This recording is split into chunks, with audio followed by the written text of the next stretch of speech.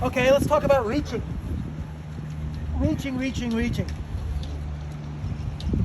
Basically, a couple of things. Um, you want, as a rule of thumb, you want the vang on that the top batten is probably 10 degrees to lure to the boom. Second bitten parallel to the boom. There you go. Second batten parallel to the boom. There are conditions where you can go more vang on to close it down. And I think those conditions are actually where you need the grunt to plane. It doesn't want to plane, but you could be planing, and you can cheat it a little bit by putting extra vang on. But if there's not enough wind to plane, second batten parallel to the boom, or if you actually are comfortably planing, second batten parallel to the boom. If it's really windy, you cannot let the boom hit the water. You have to keep easing the vang. You think, because once the boom hits the water, it'll self-sheet and you'll capsize. And there is no way out of it. Nothing you can do. Or pray that the wave goes away and it doesn't. So on the really windy stuff, don't let the boom hit the water. Everything else, second batten parallel to the boom. Okay?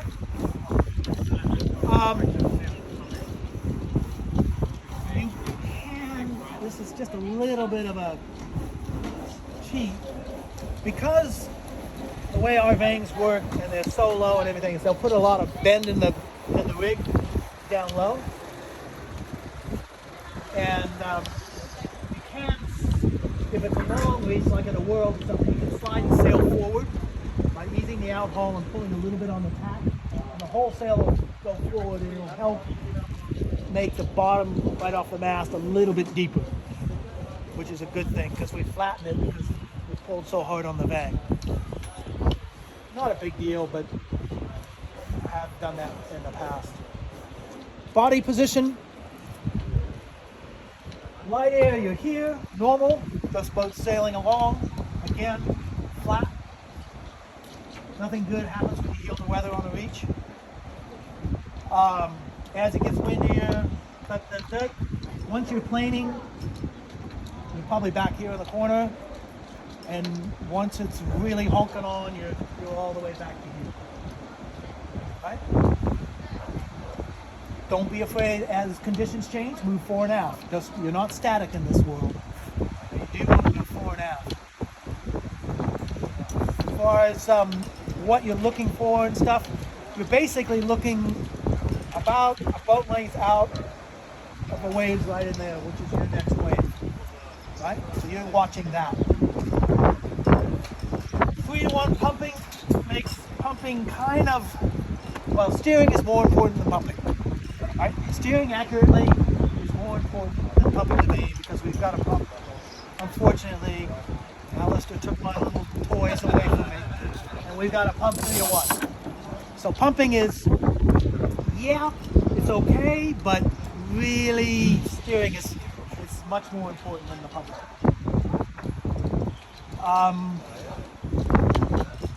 What else reaching? Ben likes to drop the vang, drop the traveler all the way down.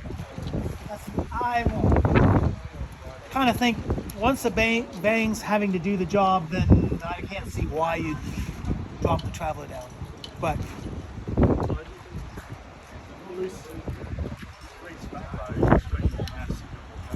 yeah. If the main's still kind of over the, but once it kind of picks up any kind of decent angle, the vang's doing the whole job.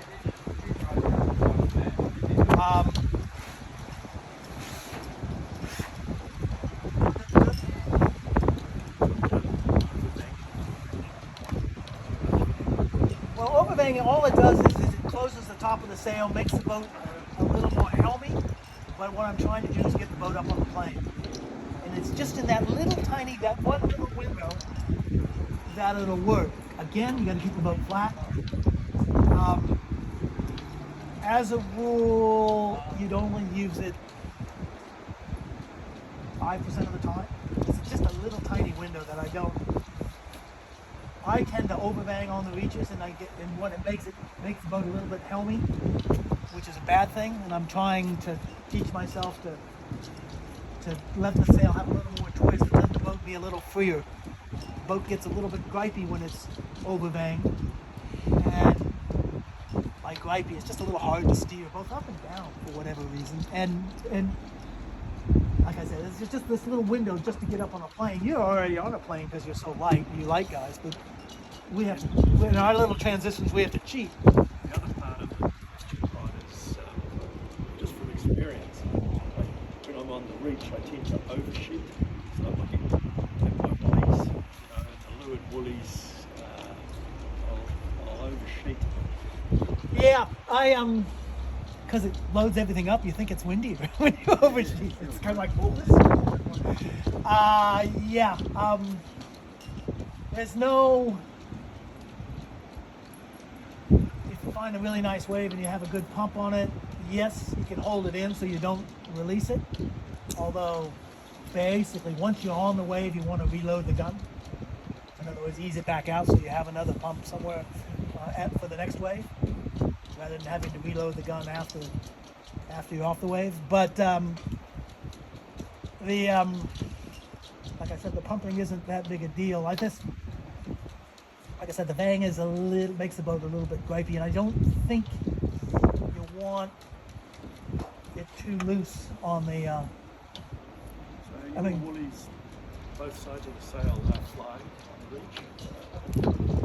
Yeah, sail's never luffing it. If anything, it can be a little bit stalled, but that's why airplanes fall out of the sky. So I'm nervous of that. I don't know why, John might have some thoughts, but it definitely feels like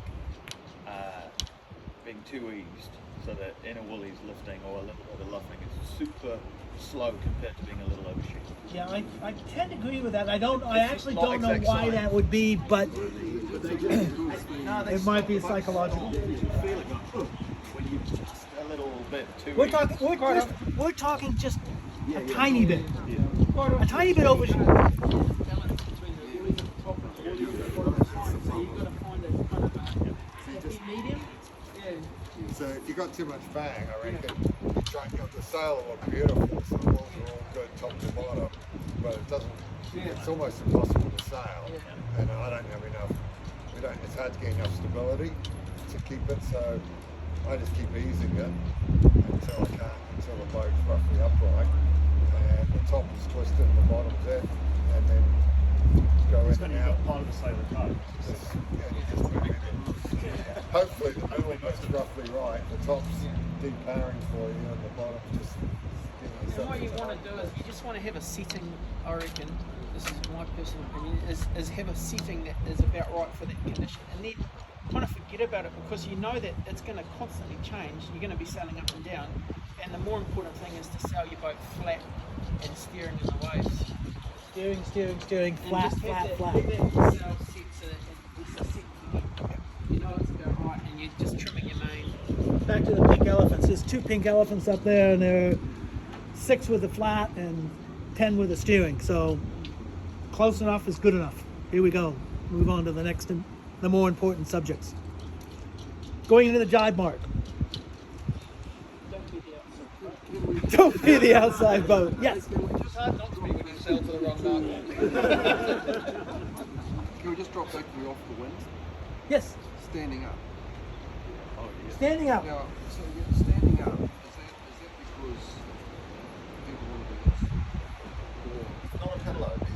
you want to do this? Or you're standing up because actually you've got more sailing? No, it's I stand up, and I probably do it the most because it gives me a better view of the race course. I can see positions of boats better. I'm not as flexible as I used to be, so I can turn around and look behind me easier. I can find the marks easier and stuff. That's one reason. The second reason is I feel like I have better ability to step fore and aft in the boat if there's any waves, and keep the boat under control. Where I have to be very careful of is doing too much rocking when I'm standing up. I'm always trying to tell myself, don't rock, don't rock.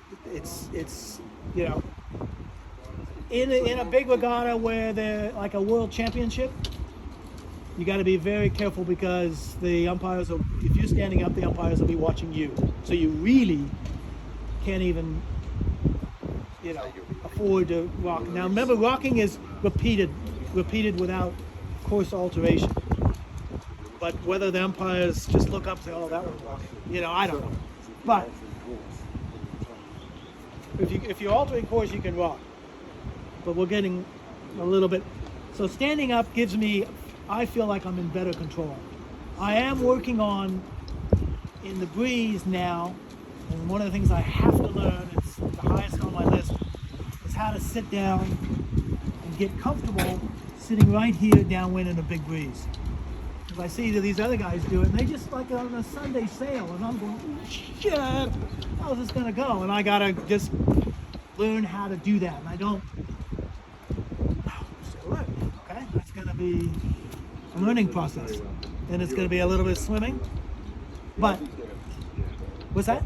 Eric and the Aussies, the Europeans are very good on the whilst I'm sort of on my knees or knee in one leg, you'll be standing on a flat run. Eric and the Europeans will be sat in that corner there, locked in and still able to ride the boat around the waves. Turtle's a massive one for just sit down, don't move. let Well, it do it. and that's what Dean does. Dean's the king, and it's the most annoying. One of the most annoying things that happens out there is you're sitting there, you got this wave over here, you're doing this, you're looking around, puffs, and Dean's, if he had a beer, he'd be sitting there drinking a beer, you know, and he's just kind of clicking, slowly just gaining, and it's like, what the fuck? So, lesson is, don't You're talking about me though, but you haven't absolutely dismissed if you're standing up is that you're sailing off the wind. It's so turbulent. I don't think it's down anything to the sail. Electric jacket. I mean, it could be. I mean, off the wind. Okay, we have talked about that. it's not. It's certainly not wind disturbing the sail, because the sail's way over here and I'm here. That's right. So it's not going to hurt the sail. The wind can probably go this way or that way. across the- Do you think? the sail. Do you think And if I get put that, like little So webs between the webs, yeah, and I just feel like somebody would complain? I don't know. I think we're leaving right off the hook here too easily. If you're like we used to do as kids, we used to down through the Thames. We used to row and go out to the reef where the mussels were, and then at low tide, and then we drive down, get the mussels, and when we come back, well, that stage is set. So we thought, oh, do we want to row back? No, we just stand up. And just sail all the way back. But I think that's because the boat's not already moving. I think the key is you're already moving, and I think one of the challenges of that is there's not enough area and it's not that well connected. I mean, maybe if you stick your foot on the travel, maybe, but even then, No, I mean moving. I mean, you're talking about, say, 10 knots of wind and a blast 5 knots. I think a big difference. A better example is when you paddleboarding up to downwind swings. Yeah, I mean, So Rod, can I ask you where you stand in the boat? Do you stand like with your shins, so you lie there flat water? Do you standing like with your shins right up here? light air, actually light air, flat water, I don't stand up. Well, when you do stand up. When I stand up, I do 1 foot forward, 1 foot back, so I can go back and forward as far as the weight goes. Well, I try to. Sometimes I forget, but that's my goal: is 1 foot forward, 1 foot back. Side by side, 1 foot. Well, they're spread like that. Okay. And yeah, I'm controlling the boat so that it heels to leeward when I'm going up and down. I know that I'm pushing the rule way too hard. I got that. I'm working on trying to back off on that one. So do you think you get your weight further forward than you do if you're kneeling on the floor, for example? I think yes, I can get my weight further forward when I want it. I think one of the things is, I think in that light air downwind stuff, people are getting back too quick. The boat needs to be a little more nose down to surge on waves. We're not actually surfing them, we're surging on them. And I think if you're too far back, you won't quite surge quite as nicely. But I think standing up allows me to make those adjustments, and those adjustments are happening all the time. It's not a static thing. You have to be. Focus is one of the fastest guys in the world downwind, definitely, and he's standing up and got this quite a slow sort of. He's not like maybe what you see Colt and Steve do with quite violent movement. It's a very even, but he doesn't also care about cheating so much. Just be careful with this is on the internet. And he's super quick, like really quick downwind. And he's just got this long, slow thing that he's going. He stood up, and he's very adjusting the sail and doing yeah. But it's quite a gentle movement, but it's constant. Whereas, I think you see there's a tendency